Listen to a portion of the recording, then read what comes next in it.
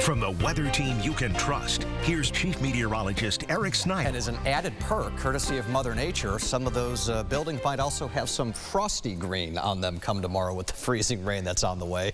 This is not freezing rain. This is fog, and it's some thick fog out the door at this hour. Now, a lot of you are getting ready to go to bed if you're watching this newscast, and that's not super relevant to you. What is the fact that this is probably still a thing into early tomorrow morning. But by that point, it's probably not the thing that's going to be our main focus. Current temperatures here. This is a big cog in the machinery here of how tomorrow's going to play out. SOTUS is already down to 30. Rochester Airport's at 33. Buffalo is at 33. I don't love that. I also don't love the fact that a lot of these numbers are just a touch lower than our high-res models think they should be right now. These things can be important as they get ingested in future runs and trying to figure out what tomorrow is going to end up doing. Now, we know this is going to be taking time before the precip starts to get going. Main storm system is curling across the northern plains. That will stay there. It's going to be this battle zone here. And a lot of the precip right now, admittedly, is pretty light. But as the warm air surges atop some of that colder air, radar will begin to fill in. And you can already see our first light echoes of precip near Erie, Pennsylvania.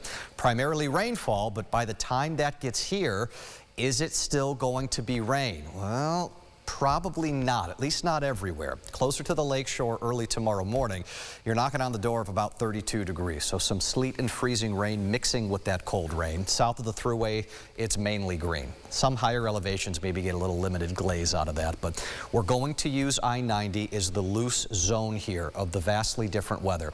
Wintry mix to the north of 90, more cold rain to the south side. It's going to be wobbly. It's not a perfect line, but that'll be able to get you by. New model run here with Future View. You're seeing this for the first time with me. This came in about 5 minutes ago. It's still holding Rochester's air temperature around 31 degrees. If we do that, this is primarily going to be a dip and dive between sleet and freezing rain. And if we do the first one, the sleet side of this, I'd actually be a pretty happy guy tomorrow. I think that overall scenario, yeah, you're going to have some icy travel, but we can live with that. It's the freezing rain that we want to avoid here. And it's not just the surface temperature, but it's how deep that relative sub-freezing air is. If it's deeper, those raindrops, they freeze into ice cubes and we just get sleet. More shallow, now we got a problem. That's where you start to get a glaze of ice that if you have enough of it, it starts to weigh down on trees and branches, and you know where this kind of goes here. Now, for a lot of you, I don't think that's how this ultimately goes. For many parts of the area, maybe 1/10 to 1/4 of an inch of ice. Difficult travel at times, especially bridges and overpasses, from morning into evening, but you're not having power outages, you're not knocking branches down. We need to watch areas just on the west side here. These spots could get closer to maybe 1/3 of an inch, even closer to 1/2 inch of freezing rain. That's still not a big ice storm. We've done way worse than that, but at those numbers, now you start talking maybe a couple branches break, maybe a power outage here and there.